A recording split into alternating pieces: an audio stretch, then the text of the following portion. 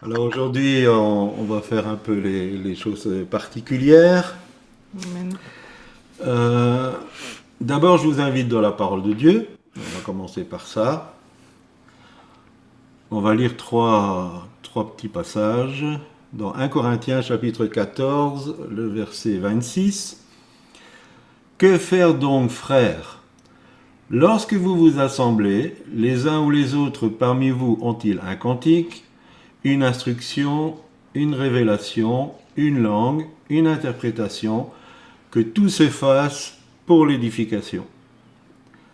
1 Corinthiens toujours 14, versets 31 à 33. J'ai coupé un morceau parce que c'est un peu culturel. On va y revenir, mais c'est un peu culturel.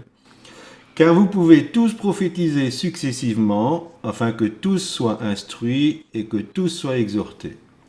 Les esprits des prophètes sont soumis aux prophètes, car Dieu n'est pas un Dieu de désordre, mais de paix, comme dans toutes les églises des saints. Et puis versets 39 et 40, et là j'ai mixé deux versions. Ainsi donc mes frères, aspirez à parler en prophète, seulement que tout se fasse avec dignité et avec ordre. Alors voilà les consignes que Paul donnait aux Corinthiens, qui étaient un peu les consignes qu'il donnait à toutes les églises. Et quand on voit ça, on peut dire qu'on est quand même loin du modèle. En tout cas, je connais très peu de communautés qui mettent ce genre de choses en pratique. Or, ça rejoint vraiment ce qu'on porte au niveau de Z37M sur le fait que tout le corps fonctionne, que tout le corps peut être en bénédiction pour les autres. Donc comment passer du modèle habituel et quelque part jusqu'à aujourd'hui, le culte de la communauté Z37M suivait un peu ce modèle, donc avec de la louange, une prédication, le repas du Seigneur. Euh, et nous pensons que c'est le temps pour montrer l'exemple, pour arriver à vivre ce genre de choses. Alors pour y arriver, il faut évidemment, et dans la prière ça a été cité, c'est bien prendre un virage. On ne va pas rouler trop vite pour pas nous planter dans le virage, mais l'important c'est que à notre niveau, on puisse montrer l'exemple. Et aussi, ce qu'on a sur le cœur, c'est que dans ces temps difficiles, chacun soit capable de pouvoir apporter ce qui se fait ici, de pouvoir vivre là où il sera, parce que bien sûr, souvent caché, là où il sera, la possibilité de vivre une maison. Donc pour cela, on va plus l'appeler la communauté EZ37M, on va appeler ça l'e-maison EZ37M. Et on va essayer d'orienter nos rencontres un peu dans ce sens. Et c'est aussi pour cela que nous n'allons plus faire la réunion du mardi une fois par mois, parce qu'elle était un peu dans le même style. Parce que la réunion que nous avons avant de démarrer le culte, on va dire, euh, est beaucoup plus représentative de ce qu'est EZ37M. Et là, il y a aussi possibilité de prier les uns pour les autres. Et puis évidemment, en semaine, il n'y a pas une réunion de prière mensuelle, mais il y a une réunion 5 jours par semaine au travers des Coffee Time. Alors bien sûr, on prie sur la parole, mais il y a aussi possibilité, quand quelqu'un vit une difficulté, en fin de Coffee Time, de pouvoir, ou de petit déjeuner, de pouvoir prier pour cette personne. Donc, on va y aller doucement, mais on pense Sûrement. qu'il faut qu'on se démarque dans ce sens-là. J'ai eu l'occasion de vivre une réunion de réveil qui ne s'est pas fait dans une communauté. C'était dans un camp de jeunes on a eu une soirée qui a démarré à 8 heures le soir et qui s'est terminée à 3 heures le lendemain matin. Le prédicateur a eu la modestie de dire « Je ne vais pas apporter mon message ce soir parce qu'il y a quelque chose de particulier ». Donc la louange a continué plus que d'habitude. Et puis c'est un jeune qui est venu nous voir, et c'est un jeune qui prophétisait jamais, et il a dit « Mais j'ai une forte pression sur mon cœur qu'il faut prier pour les baptêmes du Saint-Esprit ». Et donc nous avons emboîté le pas à ce que moi j'appelle une pensée pilote, ce que le Saint-Esprit voulait faire à ce moment T. Nous avons commencé à prier dans ce sens. Il y a eu des choses extraordinaires. Extraordinaires, je peux vous dire, c'était le feu. Ces jeunes ne voulaient pas décoller. Plusieurs ont été baptisés de l'Esprit, plusieurs ont vécu des délivrances, il y a eu un retour à Christ, il y a eu des choses extraordinaires qui se sont passées, et il y avait une forte onction prophétique. Alors, j'aimerais revivre ce genre de choses, parce que c'est la normale. En fait, notre foi et le christianisme a démarré aujourd'hui, en tout cas, on le fait aujourd'hui. Ça a démarré par une résurrection, par un débordement de vie, où la mort a été vaincue. Et nous avons besoin de vivre cette résurrection et que la mort spirituelle, la mort soit vaincue. Alors, on va un peu considérer les dons spirituels. Et si on prend les dons spirituels, ce n'est pas un signe de spiritualité. D'ailleurs, si vous faites une étude de l'église de Corinthe, ce n'était pas une église correcte. Et franchement, les leaders de cette église devaient se gratter la tête. Ils devaient finalement avoir peut-être une tête comme notre ami Jean-Pierre, à force de se gratter. Tellement les problèmes étaient difficiles. C'est une église où il y avait des procès les uns envers les autres. C'est une église où il y avait un inceste évident. C'était une église où les chrétiens fréquentaient encore les prostituées. C'était une église où, au moment du repas du Seigneur, il y avait des gens qui étaient sous. Enfin, voilà, le bins. Et pourtant, c'est là que Paul va apporter son enseignement sur les dons spirituels. Alors, on sait normalement tous que le terme grec, c'est charisma. Et en fait, c'est un don gratuit, c'est un cadeau. Je ne sais pas vous, mais si je reçois un cadeau, un don gratuit, ça veut dire que je n'ai rien fait pour le recevoir ou le mériter.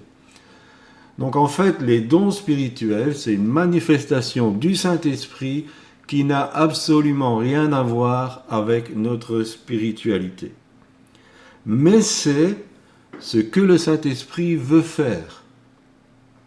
Alors, c'est quoi le signe de la spiritualité ? On part dans Matthieu, chapitre 12, verset 33. Ou dites que l'arbre est bon et que son fruit est bon, ou dites que l'arbre est mauvais et que son fruit est mauvais, car on connaît l'arbre par son fruit.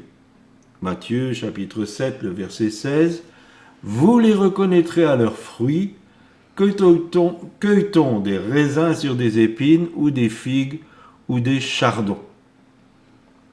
Et donc, la spiritualité, donc le fait d'être consacré, le fait de vivre cette sanctification promise dans la parole de Dieu est par la manifestation du fruit de l'esprit. Sous ses aspects différents, c'est Galates 5, 22, 23, l'amour, la paix, la joie, patience, bonté, bénignité, et on s'adurcit, maîtrise de soi, on peut dire aussi tempérance, donc voilà, des choses qui, humainement parlant, sont inaccessibles, mais par le fruit de l'esprit, nous pouvons les manifester. Et le cadre en tout cas idéal pour que les dons spirituels se manifestent, c'est au travers du fruit de l'esprit, puisque si on prend 1 Corinthiens 12, ça démarre par 1 Corinthiens 13, pardon, ça démarre par le contexte où les choses doivent se faire. Si je n'ai pas l'amour, je peux prophétiser tout ce que je veux, c'est qu'un airain qui résonne. Ça veut dire je suis creux, je suis vide. Et en fait, les chapitres, les versets ont été ajoutés après. Toute cette section de 1 Corinthiens 11, 12, 13, 14 doit se lire dans un ensemble. Et il faut essayer de comprendre ce que l'apôtre Paul a voulu dire dans cet ensemble. Alors pourquoi les dons spirituels? Eh bien, c'est pour l'utilité commune.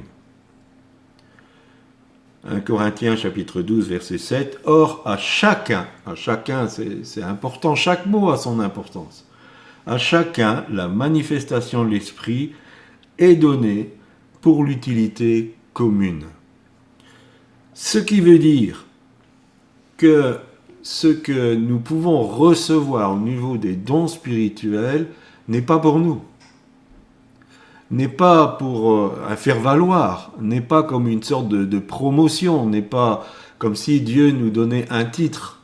C'est donné pour l'utilité commune.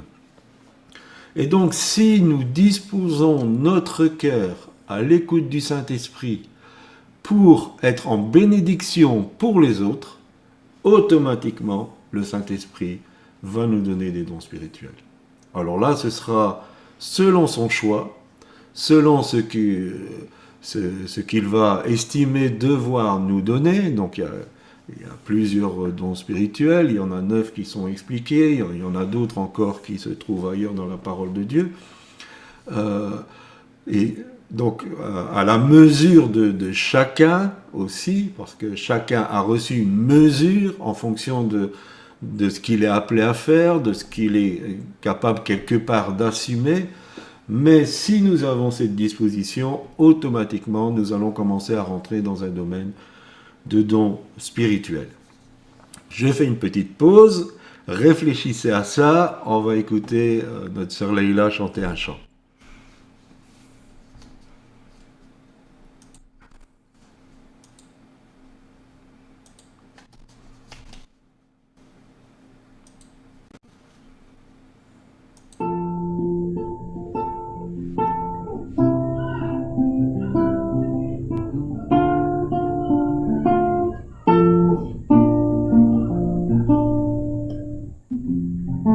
Les étoiles ont pleuré, le soleil s'est voilé, car le sauveur du monde était tombé. Son corps sur une croix, son sang versé pour moi, sur ses épaules le poids de nos péchés.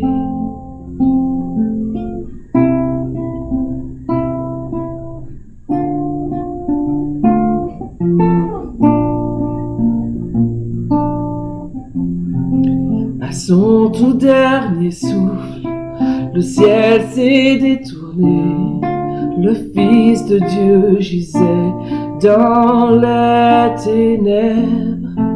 Une guerre dans le tombeau, livrée contre la mort, pour terrasser l'enfer à jamais.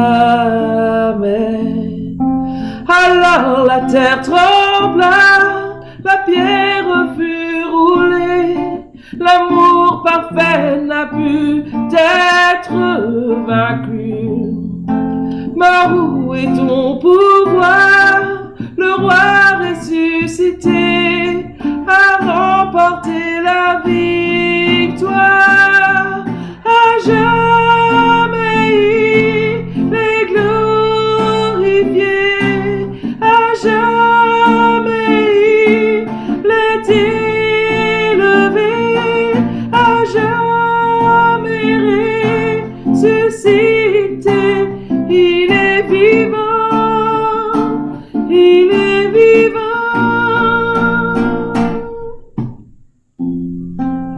Alors la terre trembla, la pierre fut roulée, l'amour parfait n'a pu être vaincu.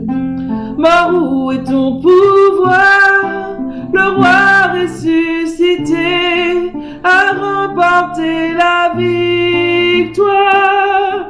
À jamais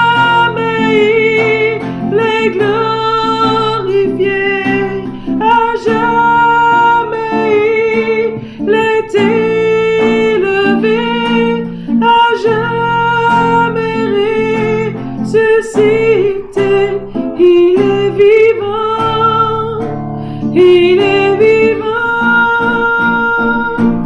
à jamais il est glorifié, à jamais il est élevé, à jamais ressuscité. Il est vivant, il est vivant. Chantons Alléluia, chantons Alléluia,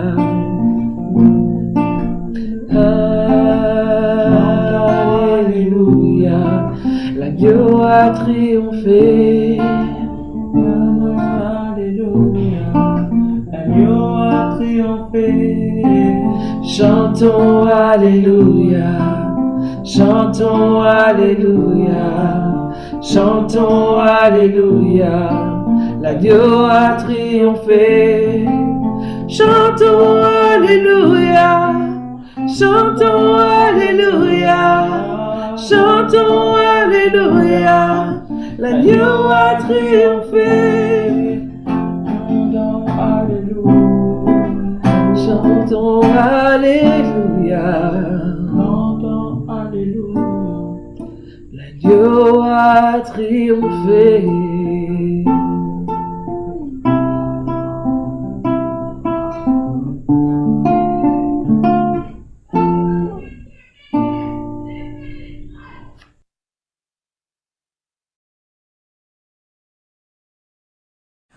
Chantons Alléluia, Amen. Amen. Amen. Est-ce que vous avez des questions par rapport à ça?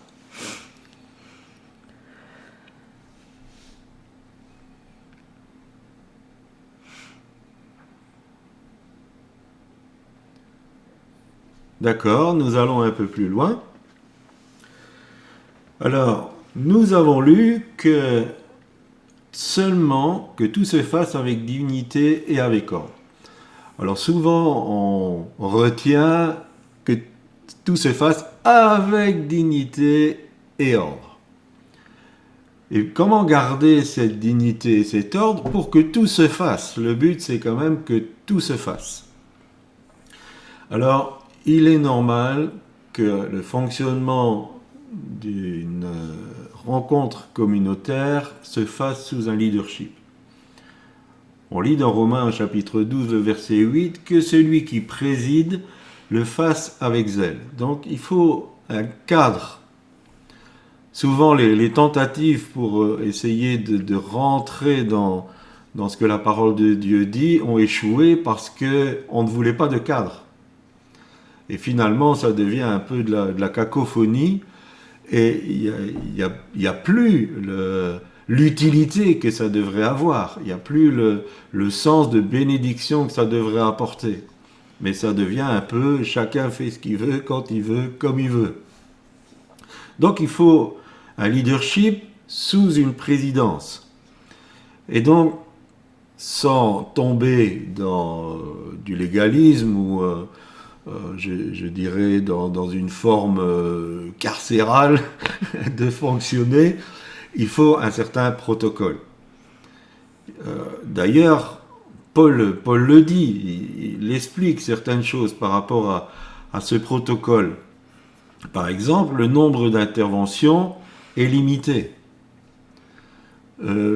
Et pas tellement le nombre d'interventions, mais le nombre d'intervenants. 1 Corinthiens chapitre 14, versets 27 à 30. En est-il qui parle en langue que 2 ou 3 au plus parlent, chacun à son tour, et que quelqu'un interprète. Et vous verrez, si vous faites à nouveau une étude de 1 Corinthiens 14, que pour Paul, c'est important qu'il y ait une interprétation. Sinon, ça n'a pas trop de sens. Alors, d'ailleurs, je vais faire une parenthèse, parce que c'est quelque chose que j'ai sur mon cœur. Nulle part, bibliquement, on peut appuyer le fait qu'il y ait un parler en langue qui soit traduit en prophétie. La parole de Dieu, elle dit que celui qui parle en langue parle à Dieu, qu'il dit des merveilles, qu'il apporte des actions de grâce excellentes. Donc, quelque part, quand on parle en langue, c'est de la louange, de l'adoration, et on parle à Dieu. Alors, pourquoi une interprétation ? Parce qu'on peut être exhorté, encouragé, édifié, consolé par cette louange à Dieu que quelqu'un d'autre apporte. Alors je sais, il y a des exemples où effectivement un parler en langue a servi à autre chose. Si on prend Romains chapitre 8, les soupirs inexprimables qu'on peut avoir dans l'intercession, ça pourrait être du parler en langue. Mais c'est tout à fait... tant pis, j'essaie de casser un peu des choses qui sont acquises comme si elles étaient profondément bibliques. Ce qui se fait dans certaines assemblées où quelqu'un introduit la prophétie par un parler en langue et puis l'interprétation qui est donnée semblerait être l'interprétation du parler en langue. Bibliquement, en tout cas, moi je ne trouve pas d'appui là-dessus. Et c'est plus une loi évangélico-charismatique de procéder de cette manière. Donc, dans ce que nous venons de dire, c'est pas spécialement nécessaire qu'il y ait du parler en langue avant qu'il y ait un message prophétique. Donc, je continue. S'il n'y a point d'interprète, qu'on se taise dans l'Église, ou qu'on parle à soi-même et à Dieu. Alors, là aussi, c'est quelque chose qui est mal interprété, dans le sens qu'on dit, eh bien, s'il n'y a pas d'interprète, on ne parle pas en langue. Paul dit bien qu'on parle à soi-même et à Dieu. Donc, parler, ça veut bien dire des mots. Et moi, je comprends, je pense en faire une bonne interprétation, qu'on peut parler en langue, mais à un niveau sonore où on parle à soi-même. Et d'ailleurs, dans ce chapitre 14, il dit que celui qui parle en langue s'édifie lui-même. Donc c'est pour cela, quand il y a une invitation à parler en langue ou à chanter en langue, nous n'allons pas contre ce verset. Mais bien sûr, ce verset veut dire que quand quelqu'un prend la parole et que les autres écoutent, alors là, il faut une interprétation. Sinon, ça n'a pas de sens. Et je crois même que les Corinthiens, comme ils souhaitaient être supra-spirituels, ils faisaient que parler en langue. Et parce que Paul doit soulever ce fait de dire, mais si je dis 10 000 paroles en langue, je préfère en dire 5 par mon intelligence, parce que là, au moins, je vais apporter quelque chose. Donc, le parler en langue, le chant en langue, c'est une bonne chose. On s'édifie. Et quand on rentre en harmonie, l'atmosphère change. En tout cas, c'est ce que nous avons expérimenté et ce que nous pouvons expérimenter. Pour ce qui est des prophètes, que 2 ou 3 parlent et que les autres jugent, et ça on va en parler un peu plus longuement après, et si un autre qui est assis à une révélation, que le premier se taise. Alors, au niveau de la traduction, là, tout le monde n'est pas d'accord, ça pourrait aussi se traduire, et si un autre a une révélation, qu'il attende que l'autre se taise.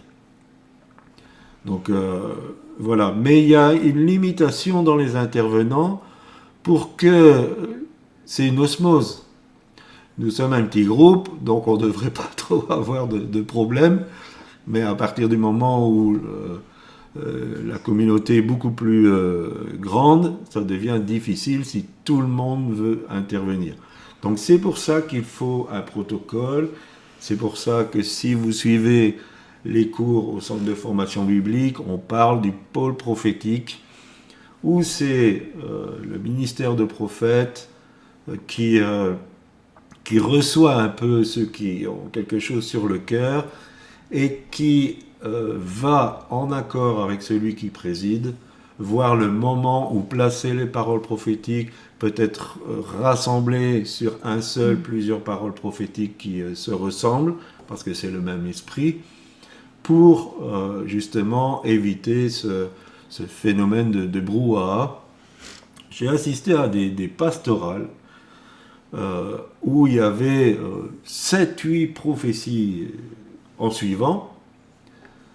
La première, la 8e, elle est oubliée. Et il y a un frère africain plein de sagesse, il s'est levé, il a dit, mais mes frères, comment vous faites pour rentrer dans la parole prophétique? Quand il y a une parole prophétique, si elle est estimée une parole de Dieu, on reste sur celle-là. Et on rentre dans ce que Dieu a dit. Et après, on passe à autre chose. Mais quand il y a un flot de paroles prophétiques, ça passe au-dessus, et puis on ne rentre pas dans ce que Dieu veut dire à son peuple. Si le Seigneur dit « Mon peuple revient à moi », eh bien il faut prendre un temps pour revenir à Dieu. Vous comprenez ce que je veux dire? C'est important, et c'est donner de la valeur à ce que Dieu veut dire. Il a une bénédiction particulière pour chaque rencontre. Pour chaque rencontre, Dieu veut faire quelque chose. Bien sûr, on ne se réunit pas dans le but de recevoir de Dieu. On se réunit parce qu'on veut louer Dieu ensemble, parce qu'on veut bien sûr aussi progresser dans la parole de Dieu. Donc on ne se réunit pas pour soi, on se réunit pour Dieu. Mais il y aura toujours une réponse de Dieu. Si on est à l'écoute, il y aura une réponse de Dieu. Parce que c'est ce moment où Dieu rencontre son peuple. Et c'est important de le saisir. Parce que c'est comme ça qu'on peut progresser et devenir mature. Donc, oui, le corps fonctionne, tout le monde fonctionne en fonction de ce qu'il a reçu, en fonction des dons que le Saint-Esprit communique au moment T, mais dans un cadre. Et donc, je vous laisse la parole si vous avez des questions à ce sujet, et puis Pasteur Corinne va prendre la suite.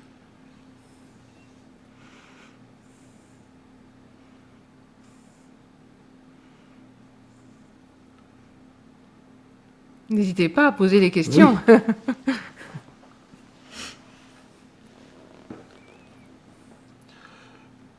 Donc, je voudrais dire aussi que c'est pas pour ça qu'il n'y aura pas de prédicateur, c'est pas pour ça qu'il n'y aura pas un partage de la parole de Dieu, mais on essaye que chacun aussi ait un espace pour pouvoir grandir dans le fait d'apporter ce que Dieu lui a donné. Et le passage que j'ai omis de lire dit que les femmes doivent se taire, que si elles ont des questions, elles doivent interroger leur mari quand ils sont à la maison. Alors pourquoi je dis culturel? C'est parce que dans la société grecque, et Corinthe en faisait partie, les femmes avaient pour habitude d'interpeller ceux qui annonçaient le message. En plein milieu du message, ils l'interpellaient, donc ils coupaient le courant de l'enseignement.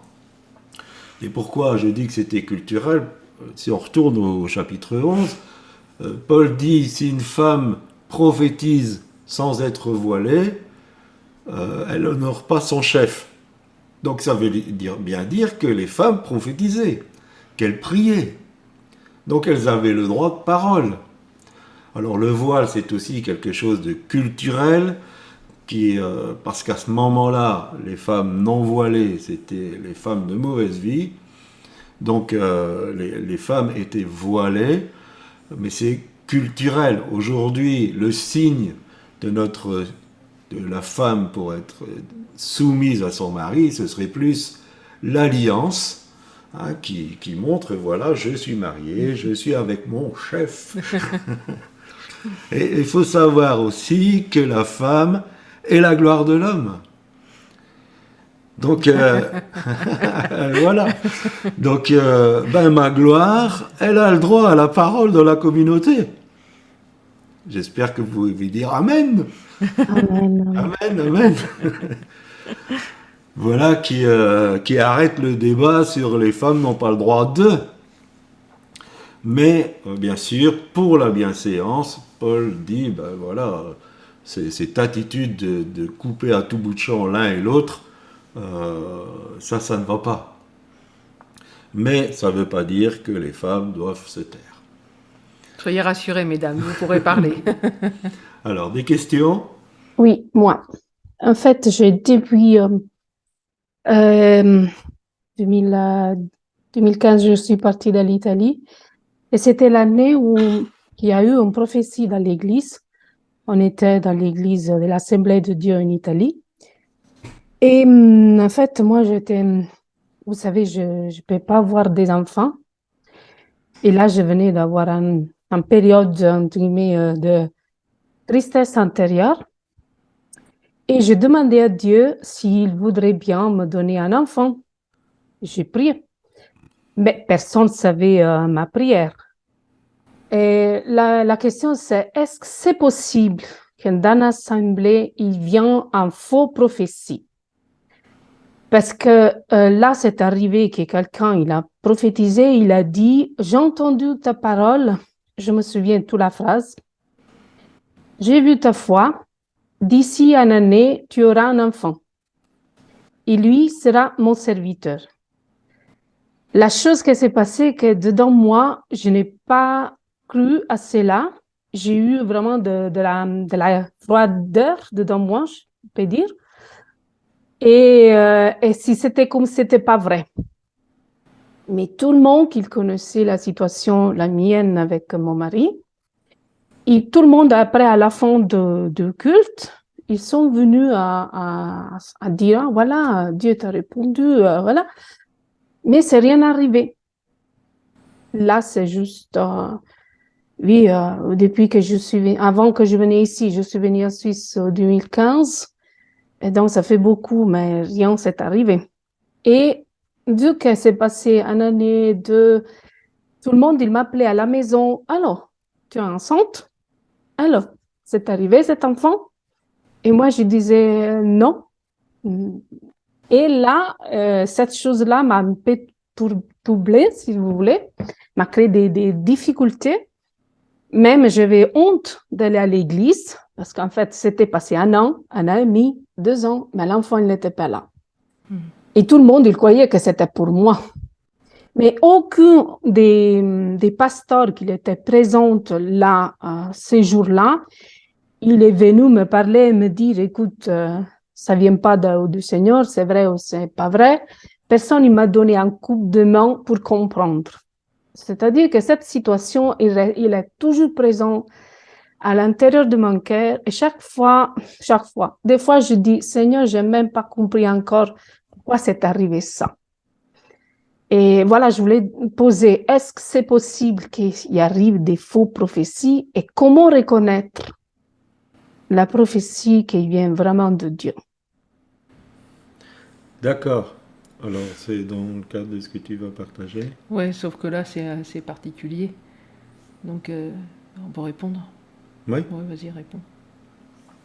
Alors, il peut y avoir plusieurs choses. La première des choses, est-ce que tu as été nommé? Non. Donc, l'interprétation que l'Église en a faite, ça ne veut pas dire que c'était la bonne interprétation. Parce que les gens connaissaient la Oui, situation. voilà, parce que les gens connaissaient la situation. Donc, on ne peut pas dire que cette parole n'était pas de Dieu, elle était peut-être adressée à quelqu'un d'autre. La deuxième possibilité, c'est que comme tu t'es fermé à cette parole, elle n'a pas été activée. Et Pasteur Caroline va parler après au niveau d'activer cette parole. Donc, c'est quelque chose qui sera donné dans les cours aussi, toute la gestion prophétique. Donc, il y a plusieurs aspects, mais une chose est sûre, c'est qu'il faut régler ça avec Dieu. Pour pas rester sur c'était une fausse prophétie, est-ce que j'ai raté le coche Et parfois aussi, il y a des personnes qui prophétisent réellement, mais elles en rajoutent d'elles-mêmes. Et des fois, elles donnent des délais, des choses comme ça, et c'est pas Dieu qui leur a donné. Mais voilà, ils rajoutent un délai aussi. Donc nous prophétisons en partie. Ouais. Ça fait dans 1 Corinthiens 13. Aujourd'hui, la prophétie, elle est partielle. La prophétie d'aujourd'hui, elle n'a plus rien à voir avec la prophétie de l'Ancien Testament. Les prophètes de l'Ancien Testament avaient une prophétie scripturaire, ils avaient une onction scripturaire. Ce qui a été retenu de leur prophétie, ça est devenu parole immuable de Dieu. Donc ils avaient une onction qui aujourd'hui, ceux qui prophétisent, et même les ministères de prophètes d'aujourd'hui, donc il y a une différence entre quelqu'un qui donne une parole prophétique par un don de prophétie, ou quelqu'un qui a un ministère de prophète. Mais l'onction n'est plus celle de l'Ancien Testament. Et il faut savoir que c'est en partie. C'est pour ça qu'elle a besoin d'un examen. On n'examine pas la parole de Dieu. La parole de Dieu écrite, elle est écrite comme ça. Mais ce qui est donné prophétiquement doit être l'objet d'un examen. Donc je pense que la meilleure solution, c'est de passer un temps avec Dieu et de dire, Seigneur, voilà, est-ce que les personnes qui m'entouraient dans l'église se sont trompées parce qu'elles ont mal interprété? Est-ce que celui qui a donné la parole a mal interprété parce qu'il a rajouté un délai? Est-ce que ça s'adressait à quelqu'un d'autre? Ou est-ce qu'effectivement, moi, j'ai pas reçu cette parole parce que ça s'est fermé en moi? Et là, le Seigneur va répondre. Mais je vous encourage à vraiment être libéré de ça. Parce que c'est un frein, quelque part. Ouais, donc des fois, il y a la peur aussi d'y croire encore. Hein. J'avais écrit quelque chose à ce sujet-là. Des fois, on a cru en quelque chose, ça ne s'est pas produit. Et puis, là, je parle un peu à tout le monde. Hein, mais on a cru, et puis le Seigneur nous dit une parole et on la refuse. On a peur que ça soit encore... qu'on se fasse des illusions, quoi. Non, si je crois encore et que ça n'arrive pas, je vais être une fois de plus déçu, quoi. Et on peut avoir des fois cette crainte, mais ce que Dieu dit, il l'accomplit. Amen. Et après, je dirais aussi que dans ce cadre-là, quand on reçoit une prophétie, enfin, je sais pas, mais certainement que vous avez reçu déjà des prophéties, on sait je sais que ça nous est adressé. C'est comme un cachet là qu'il y a sur notre cœur, on sait que c'est pour nous. Et donc s'il n'y a pas ça, en général, eh bien, ce que le Seigneur sait, le Saint-Esprit sait nous toucher, nous dire, ben voilà, ça c'est pour toi. Et enfin, je sais pas comment vous l'expliquez. Voilà, il y a le témoignage intérieur. Si on n'a pas ça, bon bah on prend pas. Enfin, moi, si j'ai pas ce témoignage intérieur, je saisis pas la prophétie. Donc faut voir là aussi il semblerait il n'y avait pas ce témoignage intérieur. Donc soit c'est la peur d'y croire encore, soit c'est qu'il n'y a pas réellement ce témoignage intérieur du Saint-Esprit qui confirme que cette parole, elle est bien appropriée pour nous. On peut se l'approprier pleinement. Voilà. Amen. D'autres questions? Oui, bonjour tout le monde. Bonjour Roger. Oui, ma question est de savoir si c'est tout parler en langue qui peut être interprété.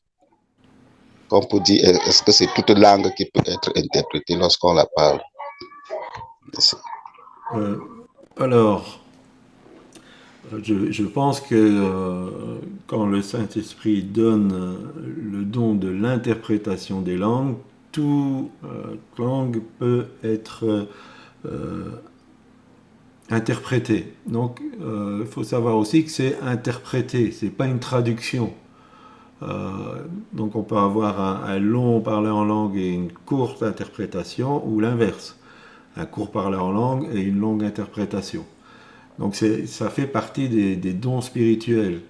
Et l'encouragement de Paul, c'est si personne n'a ce don à ce moment-là, ou un don qui est reconnu, ça peut être un don aussi qui est permanent, il ne faut pas parler en langue. Mais je pense que toutes les langues peuvent être interprétées. Bon, d'après Paul, il y a des langages des anges, il y a des langages de langues qui existent sur la terre. Donc il y a plusieurs niveaux de langue, mais je pense que toutes peuvent être interprétées. Mais ce n'est pas une traduction. En fait, je pense que ce qui est communiqué à la personne qui interprète, c'est la pensée de Dieu au travers du parler en langue qui a été donné. Et donc il explique la pensée de Dieu au travers du parler en langue. Donc parce que cette louange en langue, elle est inspirée par le Saint-Esprit, elle est inspirée par Dieu lui-même. Et donc l'interprète donne la pensée que le Saint-Esprit fait passer dans le parler en langue. Est-ce que ça répond à ta question, Roger?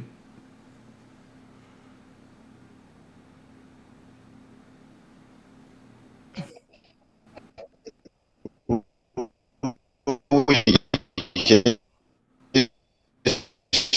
suivi. Alors, t'entends très mal. Aïe, aïe, aïe, le réseau. Oui, oui, C'est parce que, oui, c'est le serviteur de Dieu parlait. Et il s'est avéré qu'il y avait d'abord un problème sous-jacent et que l'interprétation, il y avait une personne ciblée, mais ça concernait plutôt, on ne pouvait pas le dire d'une manière audible, mais on a profité par le parler en langue pour dire que ça vient de Dieu. C'est pour cela que je pose cette question. Bon, en fait, il voulait régler ses comptes un peu et plutôt que prophétiser dans la langue maternelle, il a prophétisé en langue. C'est ça que tu veux dire? Oui, je pense. Ce qui arrive. Oui, c'est ce que je veux dire. Oui, pour que quelqu'un d'autre interprète. Ça arrive souvent, ça aussi. Oui, ça arrive souvent aussi. Malheureusement, souvent sous le couvert prophétique, il y a des comptes qui sont réglés. Faut être prudent. Voilà. Faut être prudent parce que dans l'occultisme, il y a des parlers en langue. Donc, faut être prudent. Et donc, le discernement des esprits est un très bon don spirituel aussi par rapport au domaine du parler en langue. Parce que ça peut faire beaucoup de tort à la communauté quand on laisse des parlers en langue qui sont diaboliques. D'autres questions? S'il n'y a pas d'autres questions, on fait une petite pause avec notre sœur Leïla. Qu'est-ce que vous en dites? Amen. Et après, on continue. Alors, un peu de manipulation.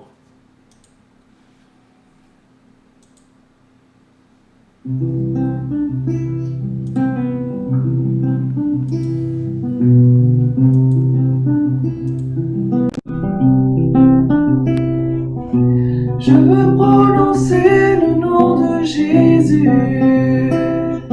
sur chaque cœur et chaque pensée, car je sais que la paix est en ta présence. Je parle de Jésus. Je veux prononcer le nom de Jésus et voir peu à peu les liens se briser, déclarer l'espérance et la liberté. Je parle de Jésus. Ton nom est puissance, ton nom me guérit, ton nom est vie. Brise les chaînes, brille dans l'ombre, brûle tel un feu.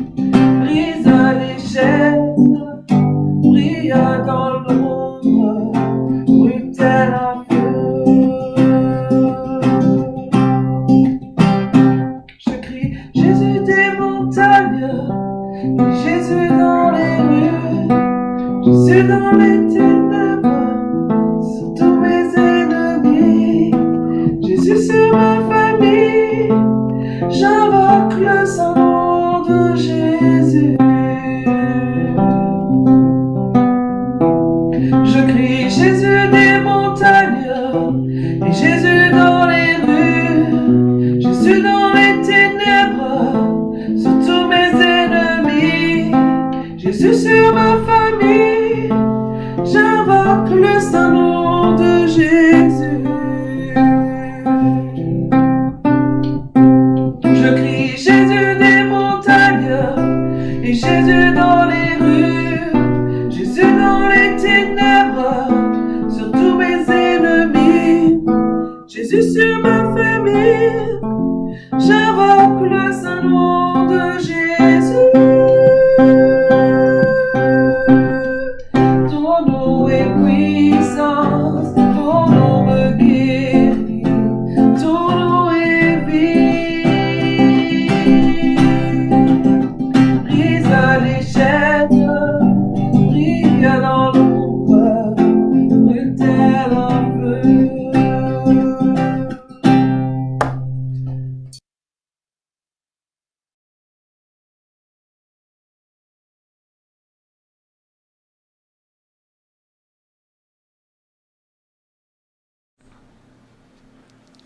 Amen. Amen. Alors, on va parler un petit peu du prophétique, justement. Et je voulais commencer que chacun et chacune d'entre nous, on a reçu à un moment donné de nos vies, puisqu'on est tous enfants de Dieu, des paroles prophétiques. Et que justement, certaines se sont réalisées. Donc, on était bien dans le thème avec ce que Ima a expliqué. Certaines se sont réalisées et d'autres pas. Alors, déjà, je voudrais dire que quand une parole prophétique elle est prononcée, qu'elle est libérée, elle doit trouver une réponse en nous, elle doit trouver un écho en nous. C'est ce que j'expliquais tout à l'heure, il doit y avoir cette attestation du Saint-Esprit et on doit quelque part s'approprier, la prendre pleinement, cette parole prophétique. Après, je pensais à toi, Ima, après ta question, et on prend Sarah, par exemple, qui, elle, a ri quand elle a reçu cette parole, et prophétique pour sa vie. Elle a ri, ça ne l'a pas empêchée de tomber enceinte. Donc, en fait, il y a des choses que Dieu va nous dire qui ne dépendent absolument pas de nous. C'est-à-dire une guérison, une grossesse, tout ça. Bon, ben, bien sûr, il faut faire ce qu'il faut pour tomber enceinte, mais sinon, on n'est pas responsable si ça ne fonctionne pas. Il n'y a que Dieu qui peut intervenir. Il y a des choses comme ça qui nous sont dites prophétiquement. Il n'y a que Dieu qui sait intervenir. Nous, on ne sait rien faire.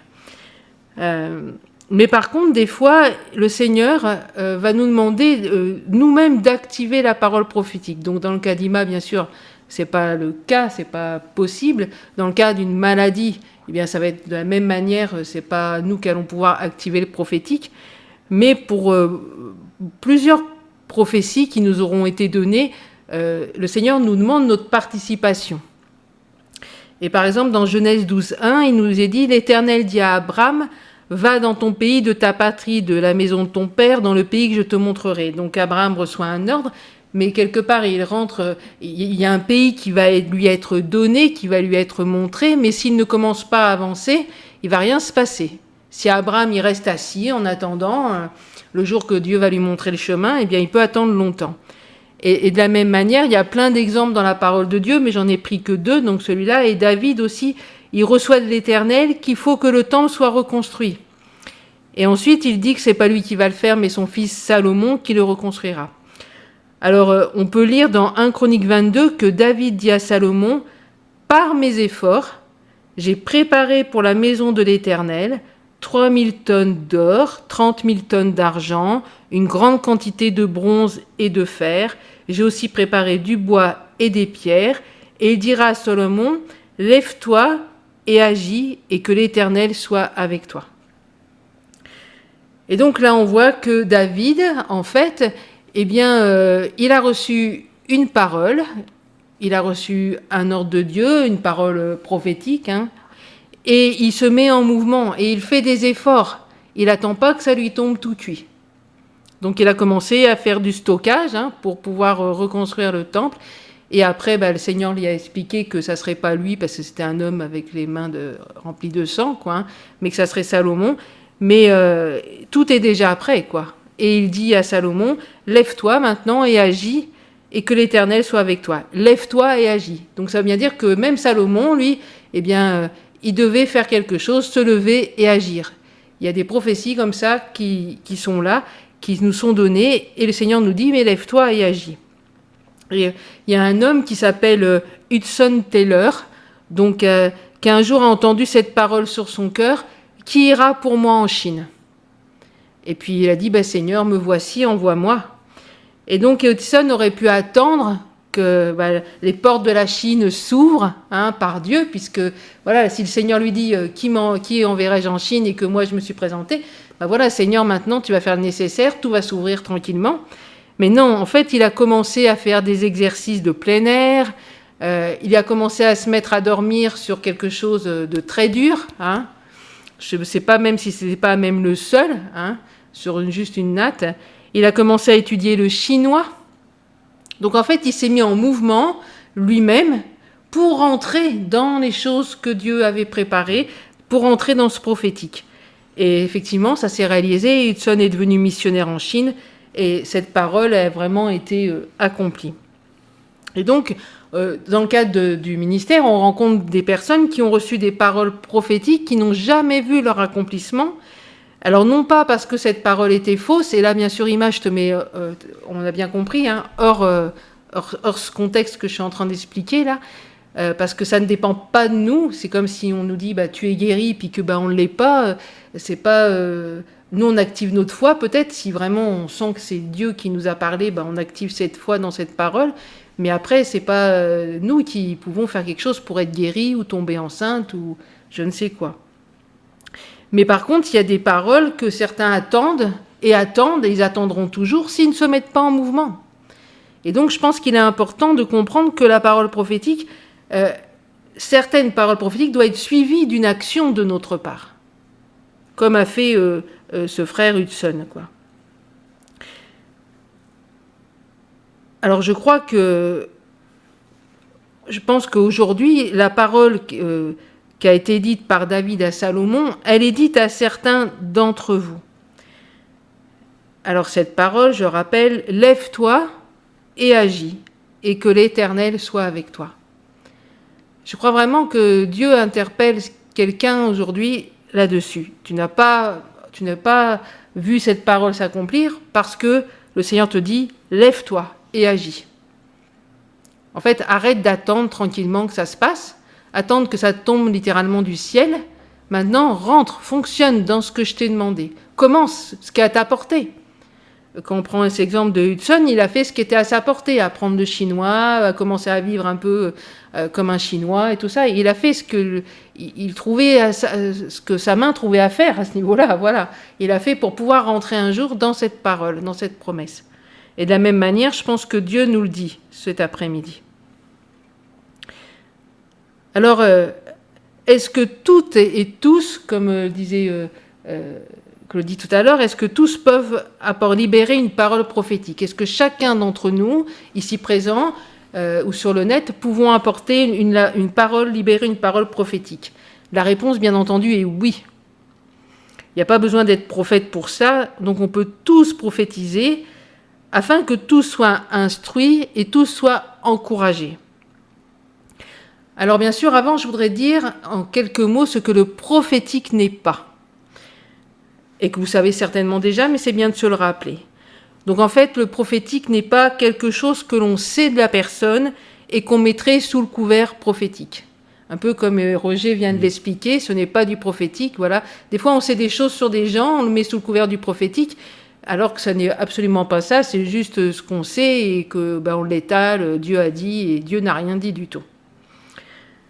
Après, des fois, on peut avoir une impression par rapport à son aspect physique ou peut-être une prédisposition intuitive aussi. Et on met ça sous le couvert du prophétique. Et ça non plus, ça n'est pas du prophétique.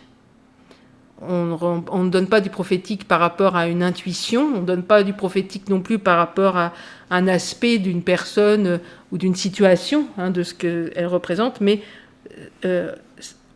on va voir ce que donnent les prédispositions intuitives.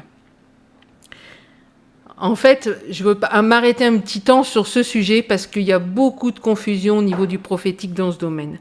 Et ceux qui ont suivi le prophétique, le cours sur le prophétique, l'ont déjà entendu. Donc ça sera un rappel.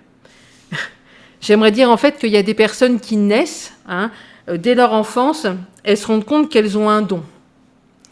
Alors ça peut être un don de prémonition, une sorte de don de voyance, en fait une forme de discernement, de l'intuition un petit peu. On voit beaucoup de personnes qui naissent avec des dons similaires. Et ces mêmes personnes, en fait, elles font un jour une rencontre avec Dieu, elles se convertissent, et ensuite, sans qu'il se soit passé quoi que ce soit, elles vont exercer ces dons, croyant en fait de toute façon être nées avec. Donc moi je suis née avec, je continue avec, et puis je fonctionne avec. Alors j'aimerais dire que très souvent, pour pas dire toujours, c'est du mensonge. Et c'est de la contrefaçon. C'est de la contrefaçon qui est utilisée par l'ennemi afin que ces personnes, justement, ne rentrent pas dans leur véritable destinée en Dieu. En fait, ces personnes sont complètement trompées. Elles sont trompées elles-mêmes. Et je vais prendre un exemple, donc ceux qui ont suivi le cours, ils le reconnaîtront. Donc dans Exode, je vous rappelle un petit peu le contexte. Moïse, vous savez que c'est quelqu'un que j'affectionne particulièrement. Et en fait, Dieu est en train de donner une mission à Moïse. Et au chapitre 4, du verset 2 à 4, il nous est dit, « L'Éternel lui dit, qu'y a-t-il dans ta main ?» Et donc Moïse répond, « Une verge. » L'Éternel dit, « Jette-la par terre. » Il la jeta par terre et elle devint un serpent. Moïse fuyait devant lui. L'Éternel dit à Moïse, « Étends ta main et saisis-le par la queue. » Il étendit la main et le saisit, et le serpent redevint une verge dans sa main. Alors c'est un passage que j'ai médité, que j'ai demandé à Dieu, qu'est-ce qu'il voulait me dire au travers de ce passage. En fait, on sait tous que Moïse, avant sa naissance, il avait déjà été choisi par Dieu pour devenir le libérateur du peuple hébreu. Et d'ailleurs, à plusieurs reprises dans la parole de Dieu, on trouve en Moïse les traits d'un libérateur. Lorsqu'il prit la défense d'un de ses frères et qu'il tua un Égyptien, voilà, on voyait vraiment son élan. Ensuite, lorsqu'il prit la défense des filles de Jéthro dans le désert, il avait ce cœur de libérateur. Mais cet appel allait être épuré dans la chaleur du désert pendant 40 années. Et en fait, pendant ces 40 années, on peut imaginer que Moïse avait dans sa main un bâton. C'est normal, il était berger. Donc en fait, c'est un bâton sur lequel il devait s'appuyer pour marcher, pour gravir certainement des sommets. Il s'appuyait dessus. Et c'était également un peu le symbole de son autorité. Parce que n'oublions pas qu'il paissait les brebis de Jéthro avec son bâton, qu'il les défendait. En fait, quand vous regardiez Moïse, imaginez un peu la scène, vous voyez Moïse arriver, eh bien, avec sa dégaine et son bâton, vous saviez que c'était un berger. C'était son identité, c'était un berger. Et Moïse, donc, s'appuyait sur sa connaissance, certainement aussi son savoir-faire dans le désert, pour paître les brebis. Et Dieu lui demande, « Qu'as-tu dans ta main ?» Alors, je ne peux pas imaginer Dieu être surpris de « Mais alors, Moïse, mais qu'est-ce que c'est que tu as là ?» Je pense pas que Dieu était surpris de voir ce bâton. Et donc, je pense qu'il y a une importance vraiment particulière si Dieu lui demande « Mais qu'est-ce que tu as dans ta main ?» Je pense que c'est pas pour rien. Et il nous est dit ensuite que Dieu dit à Moïse, jette-le par terre. Parce que bien sûr, Moïse répond, j'ai un bâton, quoi. Il dit, mais jette-le par terre. En quelque sorte, Dieu était en train de lui dire, renonce à ce bâton qui fait ta sécurité. Jette-le. Renonce à ce bâton qui fait ton identité de berger, de défenseur. Jette-le. Et peut-être que vous, aujourd'hui, il y a quelque chose aussi que vous avez comme ça depuis longtemps en vous, avec vous, et il faut le jeter aujourd'hui aux pieds du Seigneur. Alors, il nous est dit ensuite que Moïse, donc, il l'a jeté par terre, et qu'est-ce qui s'est passé? Eh bien, le bâton s'est changé en serpent. Et Moïse a peur. Et je le comprends, sincèrement. Alors, la lecture que j'en fais, en fait, c'est que Moïse s'appuyait sur ce bâton qui n'était pas sa véritable identité de berger, mais un faux semblant. Le serpent, en fait, représentant l'ennemi. Moïse, en fait, en voulant entrer dans sa destinée de libérateur, on se rappelle qu'il est devenu un meurtrier. La peur aussi l'avait saisi, il s'est enfui. Et même si toutes ces années, en fait, de désert ont été permises, on va dire, par Dieu, hein, Dieu a permis que Moïse passe par tous ces temps de désert. À un moment donné, Moïse s'est enfui d'Égypte parce qu'il a eu peur. Et il s'est appuyé sur ce bâton dans le désert. Il s'est appuyé sur ce don, sur son appel, son identité qui n'était pas celle voulue véritablement par Dieu, même si c'était une identité de libérateur que Dieu voulait lui donner, une identité de berger que Dieu voulait lui donner. Est-ce que vous comprenez ce que j'essaie de vous expliquer? Oui? Donc il nous est dit que Moïse eut peur en voyant le serpent. Et en fait, une fois de plus, Moïse, qu'est-ce qu'il a fait? Vous relirez, hein, c'est intéressant. Eh bien, il s'enfuit. Il reproduit exactement la même chose, le même schéma. Il se laisse en fait à nouveau dicter par sa peur et il veut prendre la fuite. Il a toujours ce réflexe de prendre la fuite. Mais Dieu intervient là et il lui dit « Étends ta main et saisis-le par la queue. » Alors là, tout va bien. Imaginez 2 minutes que Dieu vous demande d'attraper un serpent par la queue. Hein? Je pense que s'il y a une façon d'attraper un serpent, c'est la pire. Et en fait, il a dû affronter sa peur, mais bien au-delà. Il a dû faire confiance en Dieu, en ce que Dieu lui disait, et ne plus s'appuyer sur ce bâton, mais s'appuyer sur la parole de Dieu, sur ce que Dieu lui disait. Alors Moïse étendit donc la main, le saisit, et ce serpent redevint un bâton entre ses mains. Et là, en fait, je vois un peu comme un bâton qui est maintenant complètement épuré, un don qui est complètement épuré. Et on sait que ce bâton de berger qui est épuré va vraiment permettre que des miracles vont s'accomplir. En fait, tout ce qui pouvait venir de l'ennemi, ce don qui était mal utilisé, eh bien maintenant va être utilisé pour paître le peuple de Dieu. Et de la même manière, on peut dire que nos dons, peut-être qu'on a mal utilisés parce qu'on les a mal compris, c'est souvent par inconscience qu'on fait ça, mais ils ont besoin d'être épurés par Dieu. Ils ont besoin quelque part d'être rendus à Dieu, jetés à terre, au pied de la croix, pour que, à ce moment-là, le Seigneur nous redonne le don véritablement que lui a déposé en nous depuis toute éternité. Ce don réel. Donc, il y a eu une falsification, en fait, avec le premier bâton et avec le bâton de Dieu. Et de la même manière, il peut y avoir une falsification dans nos vies, et Dieu veut que, si on réalise aujourd'hui qu'on a ça, et même, je le dis, même inconsciemment, des fois, on a ça, eh bien que c'est le temps pour Dieu de dire maintenant, aujourd'hui, jette ça à mes pieds. Et écoute la parole que moi je te donne, parce que maintenant tu vas récupérer ce que tu m'as laissé, mais ça va être vraiment de moi, ça va être ce que j'ai pour toi. Et je dirais que plus même, parce qu'il y aurait beaucoup à dire sur ce bâton, mais on pense également au bois de la croix, à l'œuvre qui a été accomplie par Jésus, et sur laquelle nous devons nous appuyer pour manifester nos dons. On ne peut pas manifester nos dons en dehors de la croix. Et c'est pour ça qu'en fait, que les dons qu'on avait avant la conversion, ils ont besoin de passer par la croix. On n'a pas de dons avant la croix.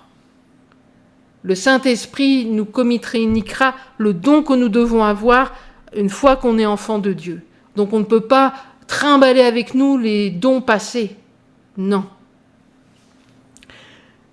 Donc avant de poursuivre un petit peu, je pense qu'il est important de prendre en considération ce que je viens de vous partager et on va avoir un temps de prière. Oui, amen. Vas-y. Est-ce qu'il y a des questions? Et après, nous allons prier.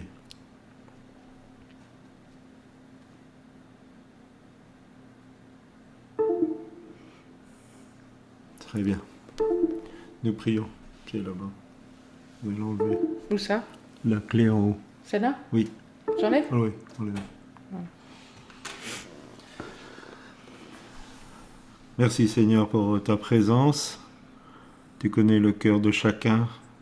Tu sais ce qui s'y passe. Seigneur, que ceux qui ont des dons, qui ont besoin d'être épurés, qui ont besoin d'être mis devant toi, jetés à tes pieds, puissent le faire en toute simplicité, en toute humilité, pour que ce jour de la résurrection, ce don puisse ressusciter sans tache ni ride, sans falsification, sans contrefaçon.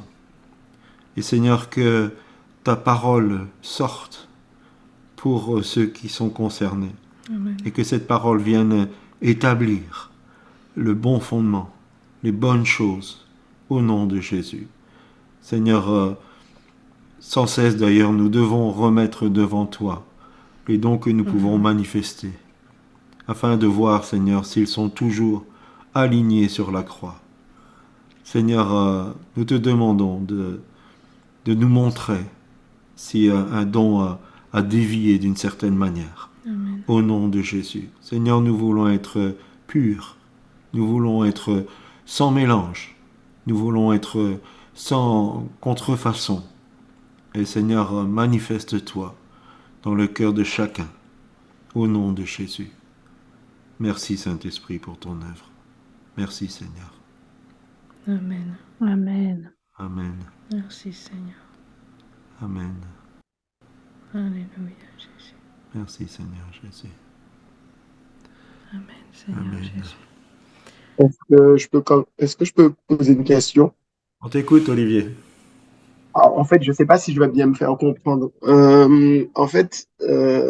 mon cheminement en Christ, en fait, j'ai rencontré des chrétiens qui avaient en fait une façon de voir les choses qui était bien particulière, à savoir que quand on venait à Christ, en fait, les dons anciens qu'on pouvait avoir, en fait, ne pouvaient pas être ni similaires, ni les mêmes, ni être, entre guillemets, une continuité de ce qu'on avait reçu en Christ. C'est-à-dire qu'en fait, concrètement, je prends mon exemple.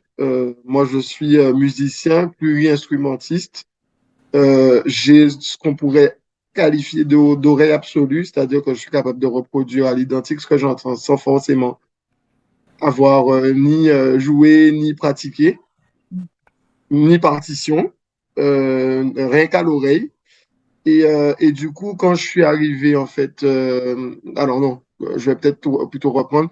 À un certain moment de ma vie, j'ai côtoyé des chrétiens qui me disaient que c'est impossible, en fait, que ces dons-là, en fait, soient utilisés pour le Christ parce que c'est des dons d'avant ma conversion et que de toute façon, tout ce qui était d'avant ma conversion devait passer par le feu et que j'aurais de nouveaux dons, mais qui n'auraient strictement rien à voir, en fait, avec ces anciens dons. Et moi, je me suis toujours dit, mais c'est dommage parce qu'en fait, au final, peut-être que ces dons-là nécessitaient simplement une transformation, mais que ça pouvait être vraiment édifiant pour le corps. Et en fait, j'ai été heurté justement à cette philosophie, en fait, cette façon de voir les choses qui m'a un peu brusqué, en fait. Donc, je voulais juste avoir votre avis là-dessus. Voilà. Enfin, j'ai déjà plus ou moins une petite idée de la réponse, mais voilà, j'aimerais avoir quand même des éclaircissements. Voilà, mais c'est ce que je viens d'expliquer en fait. Hein. Moïse, il avait vraiment, il avait cette âme de libérateur. Il était comme ça déjà. Et puis après, c'est passé par le feu, oui, on va dire. Voilà, quand il a jeté son bâton, bah, il l'a laissé entre les mains de Dieu. Et puis il est toujours resté un libérateur. Mais réellement, bah, après, selon ce qu'était Dieu, il y a plein d'exemples de musiciens du monde qui se sont convertis. Et après, bah, Dieu a utilisé leurs dons. On est les premiers à dire même que même notre vécu de passé Dieu l'utilise pour après que nous soyons en bénédiction pour les autres. Alors bien sûr, Dieu peut rajouter autre chose ou à un moment donné te faire bifurquer pour te changer de là où il te veut, comment il veut que tu mettes tes dons en action et tout ça. Mais si tu laisses tes dons à la croix, le Seigneur, eh bien, il va permettre que ce don puisse servir à sa gloire. Tout à fait. Ouais, en fait, c'est deux extrêmes. Ouais, voilà. Que ça soit l'extrême de transvaser les dons avant conversion sans épuration c'est dans ça. l'Église, Voilà. c'est un extrême, comme le fait de dire tout don avant doit le être jette. abandonné. Donc si on avait un don pour les études, ça veut dire qu'on va jamais pu étudier depuis qu'on est chrétien. C'est ça, c'est Voilà, ça. c'est ça. Donc, c'est deux extrêmes. Donc, c'est vrai que il faut faire attention, même pour un musicien, parce que l'inspiration peut être mauvaise. Et si c'est pas épuré, il peut transmettre cette mauvaise Mm. inspiration dans l'Église, tout en étant chrétien, hein, tout en étant enfant de Dieu, mais ça n'a pas été épuré. Voilà, c'est souvent Mais ça inconscient veut pas d'ailleurs. dire ouais, qu'il ouais. doit jeter sa guitare et puis. Ah bah non, au Il y contraire. en a, non, il y en non. a où Dieu a dit non, c'est terminé. Mais et d'un autre côté, souvent ça a choqué. Je disais, si Céline Dion se convertit dans mon assemblée, c'est pas pour ça qu'elle chantera dans la louange. Donc, Voilà, mais c'est il pas, faut mais voir c'est pas comment Dieu fait. systématique. Voilà. Ouais, c'est ça. Et justement, il faut pas que quelque part ça bloque le fait. Faut vraiment dire, bah voilà, Seigneur, moi j'avais ce don, j'avais ce don avant, je te le remets entre tes mains maintenant. Je veux que ce don serve à ta gloire. Et je te demande de faire le nécessaire pour que maintenant je l'utilise pour toi, quoi. Et C'est Dieu ça. le fera. Amen. Amen. C'est ça. Et c'est vrai que comme tu dis, hein, Pasteur Claudie, c'est vraiment deux extrêmes. Et c'est vrai que ça m'avait profondément traumatisé à l'époque, à tel point que j'avais même du mal, en fait, à m'exprimer dans la louange parce que, du coup, j'avais toujours cette épée de Damoclès au-dessus de la tête en me disant, est-ce que ce don, il peut être vraiment utilisé pour Dieu ou est-ce qu'il faut que j'y renonce complètement? Mais c'était pas de mon fait. C'était pas une décision de ma part, en fait. C'était vraiment dû au traumatisme que j'avais eu d'avoir été confronté à cette façon de voir les choses, en fait. Et j'ai beaucoup aimé, en fait, quand vous parliez du bâton, Pasteur Corinne, de jeter le bâton, parce que pour répondre un peu à ce que disait Olivier, moi, j'ai le témoignage de mon propre vécu. En fait, je suis quelqu'un qui a un don de parole. Clairement, c'est très évident, j'ai un don de parole. Mais en fait, j'ai dû déposer ça à un moment au pied du Seigneur. Et donc, je me suis convertie, j'avais toujours ce don de parole que le Seigneur m'a donné, voilà, et je commençais à parler un petit peu, à prêcher, mais il y avait beaucoup, beaucoup de chair intellectuelle là-dedans. Et à un moment, j'ai compris qu'il fallait lâcher le bâton. J'ai déposé ça au pied du Seigneur et le Seigneur m'a fait passer par un temps de 7 années de silence absolu. Ça s'est passé à travers mon isolement géographique, un départ, plein de choses, mais pendant 7 ans, voilà, c'était silence radio, on m'entendait plus, on me voyait plus ni rien. Et le Seigneur a vraiment travaillé dans le lieu secret, véritablement ce travail d'incision du cœur par le Saint-Esprit. Et quand après, il m'a demandé de reprendre le bâton, le don était différent parce qu'il était passé au feu, il avait été épuré. Et cette parole-là, maintenant, c'était plus de la chair intellectuelle pour entrer dans des débats interminables, mais c'était une parole qui apportait la vie.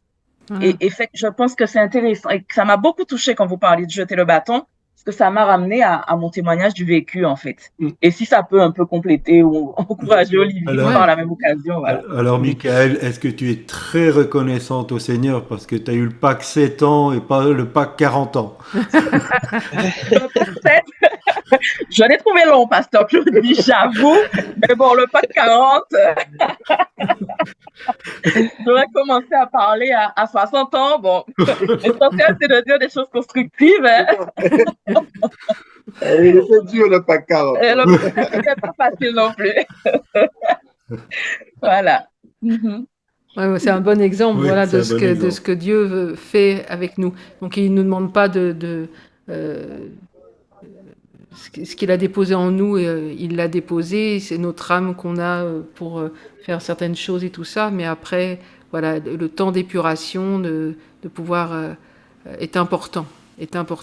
Et malheureusement, on voit beaucoup de prophétiques, notamment, qui est complètement tronqué parce que il y a absolument pas ça. Et c'est des dons de divination, ça n'a rien à voir avec le prophétique. Amen. Voilà, donc c'est important d'en parler. Donc je disais que le prophétique n'est pas quelque chose que l'on sait sur une personne, une impression ou une prédisposition intuitive, mais je vous rappelle que le don prophétique sert à édifier, consoler, exhorter, et vous retrouvez cela dans 1 Corinthiens 14, 3. Donc il peut arriver, bien entendu, que le prophétique parfois soit quelque chose de difficile, de dur à dire, quoi. Mais en fait, Dieu apportera toujours la solution. Et alors, quand ce type de parole devrait être donné, je pense que ça doit être donné dans un cadre privé. Quand c'est quelque chose de difficile ou quelque chose qui véritablement va reprendre la personne, ça doit être dit dans un cadre privé et non public. Ou si c'est dit dans un cadre public, la personne ne doit pas être nommée. Je pense que c'est important, parce que là aussi, il y a des fois des règlements de compte incroyables, où les gens nomment directement et disent le péché d'une personne en plein public. Donc c'est l'humiliation complète. Et on voit par exemple Nathan, quand il est venu reprendre David, ça s'est bien fait entre quatre yeux, quoi. Donc si une parole prophétique est donnée, donc comme Claudie l'a expliqué tout à l'heure, celle-ci doit être examinée, mais il faut savoir aussi qu'il faut accepter qu'il peut y avoir éventuellement un correctif qui soit donné. Ça c'est important de le comprendre, parce que parfois on peut faire une erreur, quoi. Donc c'est important d'accepter qu'un correctif soit donné. Mais ceci dit, je dirais donc que tous peuvent prophétiser. Et ça, c'est important aussi de le comprendre. On n'a pas tous un ministère de prophète, mais on est tous appelés à prophétiser. Alors, pour ce faire, on va mettre ça en application, n'est-ce pas? Donc, je vais encourager, on va écouter un chant. Pendant ce temps-là, eh bien, on va commencer à prier et je vais demander à deux d'entre vous de prier pour quelqu'un et de prophétiser ensuite sur cette personne. Donc, qu'est-ce que je dirais? C'est pas compliqué de prophétiser. Il suffit de se mettre dans un esprit de prière, de prier, de dire Seigneur, voilà, qu'est-ce que tu veux dire à cette personne? Ça peut être juste un verset que Dieu va placer sur votre cœur. Après, ça peut être une parole particulière, mais avec tout ce que je viens de vous dire, donc que ça sert à consoler, exhorter, édifier. Seigneur, qu'est-ce que toi tu veux dire au travers de ma bouche à cette personne? Donc on va commencer juste avec deux d'entre vous, pour, comme le pasteur Claude expliquait tout à l'heure, on ne va pas faire fonctionner tout le monde aujourd'hui, mais on va commencer à prophétiser. Donc je vais demander... alors je vais demander à Ima de prophétiser sur Marilyn.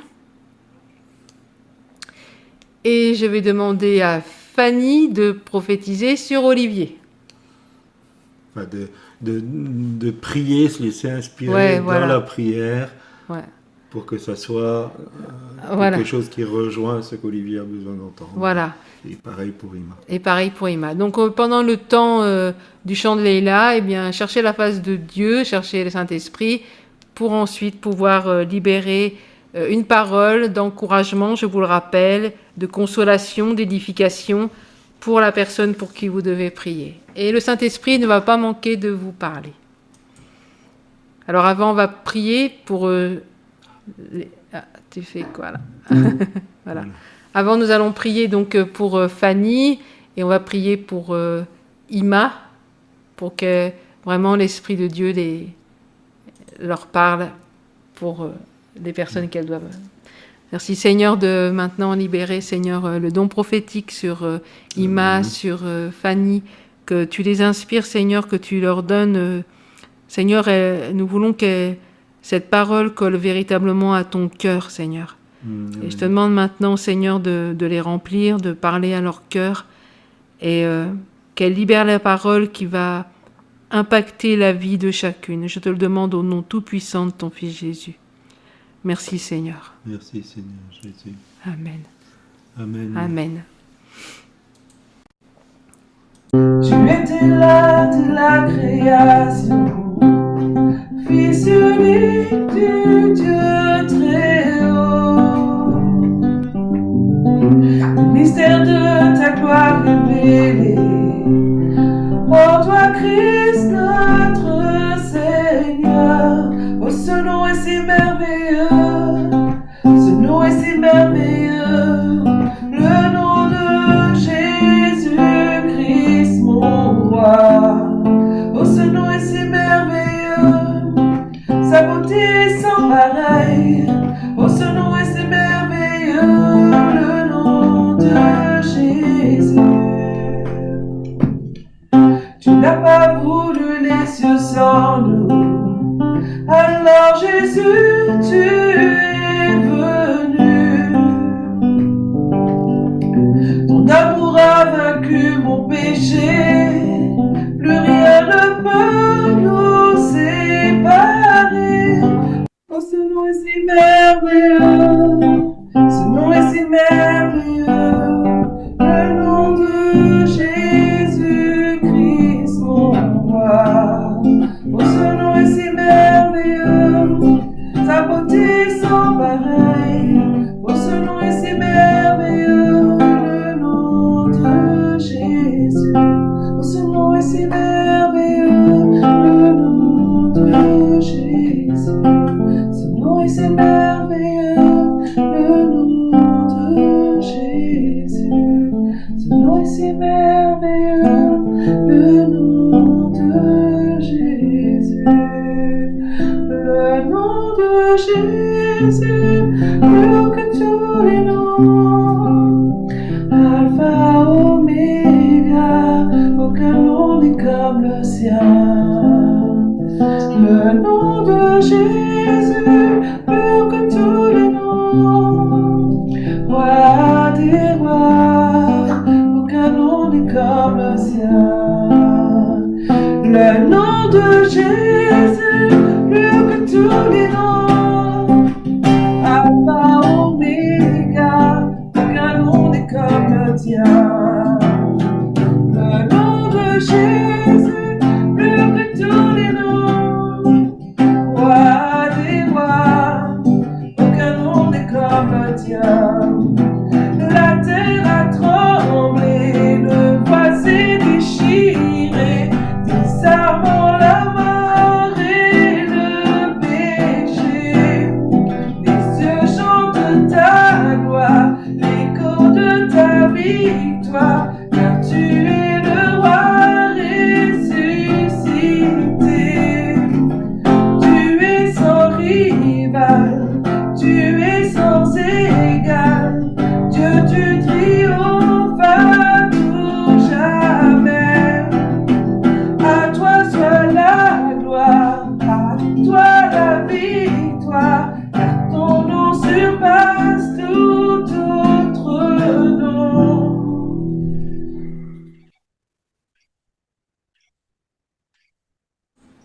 Amen. Alors, Je dois juste vous dire qu'à 4h30, je dois partir. Je dois aller visiter une personne. d'accord. Alors on y va, Ima. Bon, ce que j'ai reçu, c'est cette parole. Tu iras beaucoup loin avec moi, mais pourtant tu resteras chaque jour devant moi. Voilà, tu as pu la noter, Marilyn? Amen. Ouais. Merci. Amen. Fanny?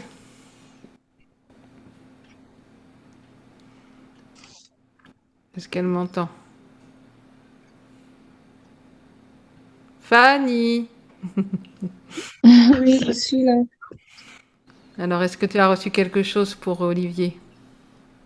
En fait, lorsqu'Olivier posait la question tout à l'heure, j'avais reçu un passage et je ne sais plus exactement lequel, mais le passage fait référence à à Jésus qui dit que les scribes ont un avantage parce qu'ils ont la loi. Enfin, je paraphrase vraiment. Donc, lorsqu'ils viennent au Seigneur, ils sont plus, ils ont un avantage de ce background-là. Amen. Je n'ai plus vraiment la référence, je vous l'enverrai plus tard.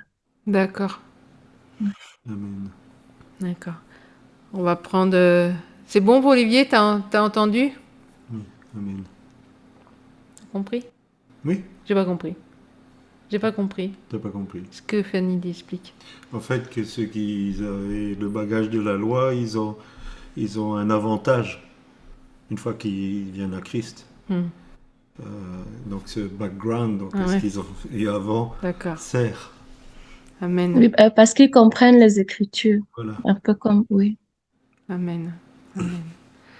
Alors on va prendre le repas du Seigneur et pendant ce temps particulier, eh bien si quelqu'un reçoit une parole pour quelqu'un, je vous encourage à la libérer à cette personne.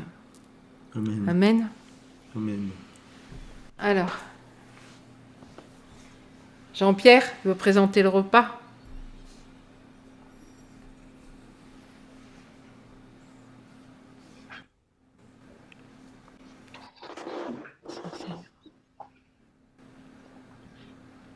Père, nous voulons te rendre grâce pour la communion spirituelle. Nous voulons te rendre grâce pour ta parole qui nous conduit, qui nous guide. Nous voulons te rendre grâce pour les moments passés ensemble, pour l'édification commune, pour les dons spirituels que tu donnes à chacun d'entre nous qui sommes nés de nouveau. Nous te bénissons, Seigneur, pour tout cela. Mais nous voulons nous rappeler maintenant que tout cela n'a été possible que parce qu'à un moment, ton Fils est venu en parfaite obéissance et qu'il a donné sa vie pour chacun d'entre nous, qu'il a versé son sang, que son corps a été meurtri, afin justement que notre péché, notre malédiction soit anéantie, parce qu'elle a été non seulement portée par ton Fils, mais elle a été engloutie dans sa mort et il est réapparu, justifié dans sa résurrection pour notre propre justification. Alors c'est vrai qu'en ce jour particulier, nous célébrons ta résurrection, Seigneur Jésus. Nous voulons t'exprimer cet après-midi tous ensemble toute notre reconnaissance pour tout ce que tu as fait pour chacun d'entre nous. Nous voulons te dire merci pour ta grâce. Merci pour ton Église. Merci de cet immense honneur de faire de nous des frères et des sœurs, de faire de nous des enfants de Dieu. Parce que toi, tu as été obéissant jusqu'à la mort et jusqu'à la mort de la croix. Nous voulons nous en rappeler pour toujours.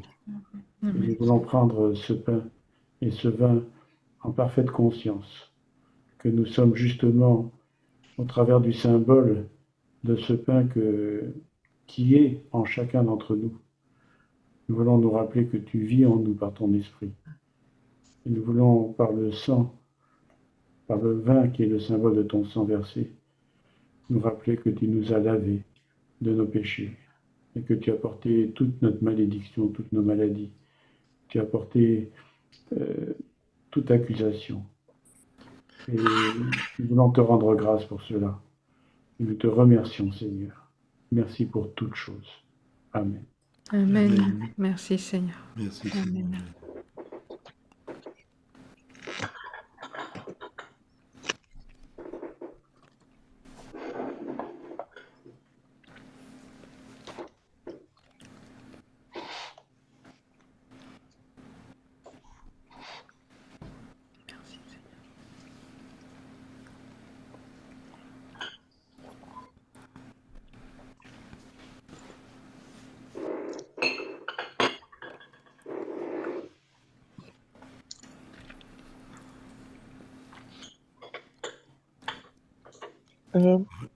Vous m'entendez?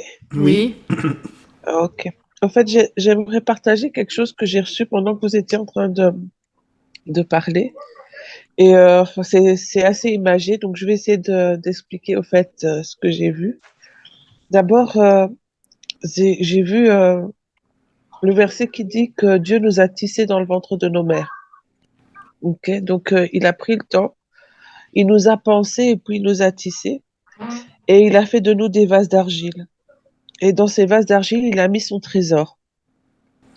Alors le truc, c'est que des fois, ces vases d'argile, comme il les a modelés en fait, mais il modèle ces vases en sachant exactement euh, quelle est la forme que chaque vase doit avoir et à quoi chaque vase doit être destiné. Et le problème, c'est que des fois, nous, comme nous sommes ces vases, on ne sait pas très bien à quoi nous sommes destinés et à quoi euh, quel, pourquoi il nous a modelés et donc on s'utilise mal. Je ne sais pas si vous pouvez comprendre ce que je veux expliquer, mais qu'une fois qu'on revient à Dieu, et ben, il prend ces vases d'argile et il les transforme en vases d'honneur. Et alors les trésors qui sont dans ces vases maintenant peuvent être utilisés à sa gloire. Et donc voilà, c'est un peu ça que j'ai vu, quoi. Donc Amen. Amen. Amen. Amen. Amen. Est-ce que quelqu'un a reçu une parole pour quelqu'un?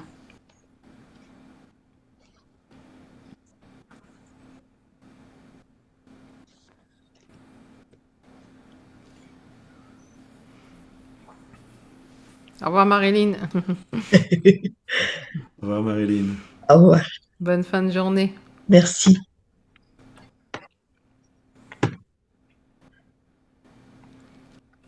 Personne?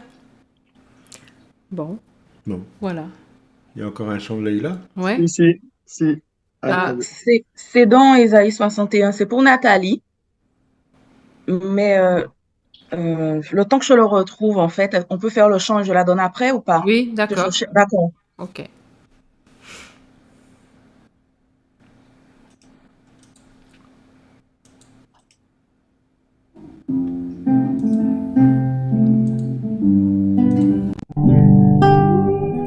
Sur d'autres noms, à toi la victoire, à toi la gloire, car ton nom surpasse tout autre nom. Ce nom est si merveilleux, ce nom est si merveilleux, le nom de Jésus-Christ, mon roi. Oh, ce nom est si merveilleux, sa beauté sans pareil. Ce nom est si merveilleux, le nom de Jésus. Ce nom est si merveilleux, le nom de Jésus. Ce nom est si merveilleux, le nom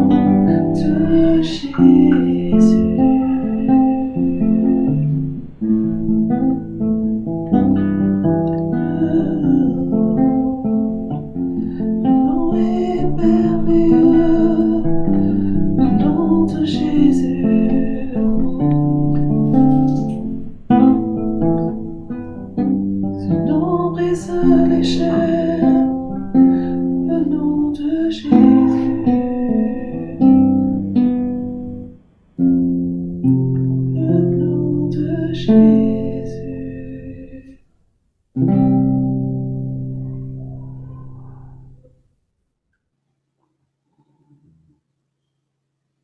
Amen. Amen. Vas-y, Michael. Alors, c'est pour Nathalie, et donc il y a deux paroles que j'ai reçues. La première s'appuie sur 2 Corinthiens 12, verset 9. C'est Nathalie, et il te dit, ma grâce te suffit, car ma puissance s'accomplit dans ta faiblesse. Glorifie-toi donc bien plus volontiers de tes faiblesses et de tes infirmités, afin que la puissance de Christ repose sur toi.